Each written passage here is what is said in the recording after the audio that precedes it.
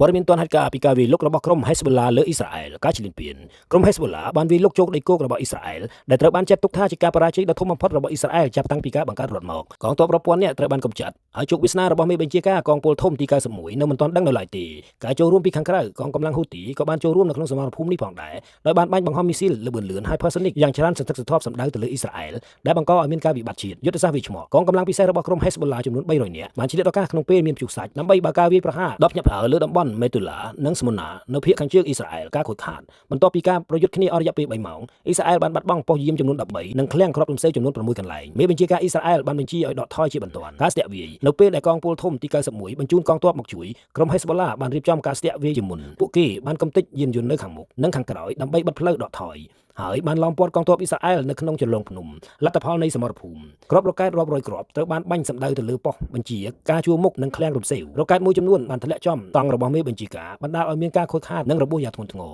ការវាយប្រហារបន្ថែមនៅពេលដែលក្រសួងការពារជាតិអ៊ីស្រាអែលបញ្ជូនកងទ័ពមកជួយសង្គ្រោះកងពលធំទី91ជាថ្មីក្រុម Hezbollah បានប្រើប្រាស់យុទ្ធសាស្ត្រដដែលរួមជាមួយនឹងការដាក់មីនប្រឆាំងរថក្រោះរបាយការណ៍ក្នុងវីដេអូនេះបានលើកឡើងថាទាហានអ៊ីស្រាអែលជាង8000នាក់បានរងគ្រោះថ្នាក់